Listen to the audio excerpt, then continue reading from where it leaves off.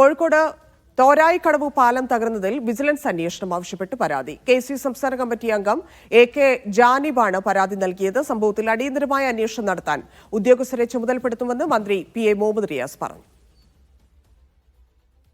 ഇപ്പോൾ അടിയന്തരമായി തന്നെ ഈ വിഷയവുമായി ബന്ധപ്പെട്ട അന്വേഷണം നടത്താൻ ഉദ്യോഗസ്ഥനെ ചുമതലപ്പെടുത്തിയിട്ടുണ്ട്. KRFB PMU പ്രൊജക്ട് ഡയറക്ടർ അത് അന്വേഷിച്ച് റിപ്പോർട്ട് നൽകും. കിഫ്ബി ഫണ്ടായതുകൊണ്ട് KRFB ആണ് ഇതിൻ്റെ വർക്ക് നടത്തുന്നത്. റിപ്പോർട്ട് ലഭിച്ച് അതിൽ ഞാൻ ഇന്നലെ സൂചിപ്പിച്ചല്ലോ, ആവർത്തിക്കുന്നില്ല, അതിൽ പോരായ്മ ഉണ്ടെങ്കിൽ ഒരു തരത്തിലുള്ള സന്ധിയും ചെയ്യാത്ത നിലപാടായിരിക്കും, കർക്കശ നിലപാട് ചെയ്യും. വിവരങ്ങളുമായി സലാം മുഹമ്മദ് ചേരുന്നു. സലാം, എന്ത് അന്വേഷണം നടത്തുമെന്നാണ് മന്ത്രി പറയുന്നത്? എന്താണ് KSUവിന്റെ ആവശ്യം?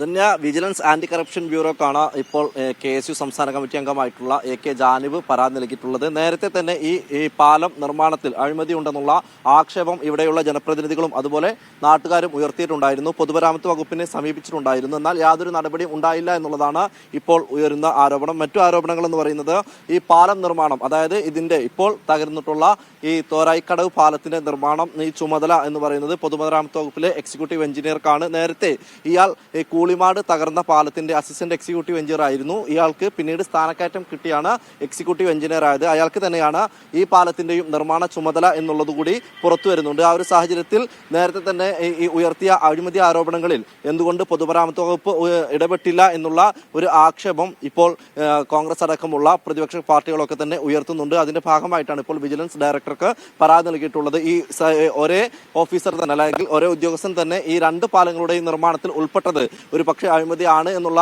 ഒരു ശരിവെക്കുന്നതാണ് എന്ന ആക്ഷേപങ്ങളും ഉയരുന്നുണ്ട്. ഏതായാലും ഇപ്പോൾ വിജിലൻസ് ഡയറക്ടർക്കാണ് പരാതി നൽകിയിട്ടുള്ളത്. ഇപ്പോൾ വുമായി ബന്ധപ്പെട്ട് ഏതെങ്കിലും PMU യൂണിറ്റിനാണ്, അതായത് കേരള റോഡ് ഫണ്ട് ബോർഡിന്റെ PMU യൂണിറ്റിനാണ് ഈ പാലത്തിന്റെ നിർമ്മാണ മേൽനോട്ടമുള്ളത്. അതുകൊണ്ട് തന്നെ PMU യൂണിറ്റിനോട് മന്ത്രി മുഹമ്മദ് റിയാസ് റിപ്പോർട്ട് തേടിയിട്ടുണ്ട്. ഈ റിപ്പോർട്ടിന്റെ അടിസ്ഥാനത്തിൽ നടപടി ഉണ്ടാകും എന്നുള്ളതാണ് മന്ത്രി ഇന്നും അറിയിച്ചിട്ടുള്ളത്. മുൻധാരണ വേണ്ട, ഈ റിപ്പോർട്ടിൽ എന്താണുള്ളത്, എത്ര ഉന്നതരായാലും അവർക്കെതിരെ നടപടി സ്വീകരിക്കുമെന്നുള്ളതാണ് പൊതുമരാമത്ത് വകുപ്പ് മന്ത്രി അറിയിച്ചിട്ടുള്ളത്. ഏതായാലും ഈ പാല നിർമ്മാണവുമായി ബന്ധപ്പെട്ട് നിരവധിയായുള്ള ആക്ഷേപങ്ങൾ ഇപ്പോൾ ഉയർന്നു വരുന്നുണ്ട്. ധന്യവാദം. ശരി.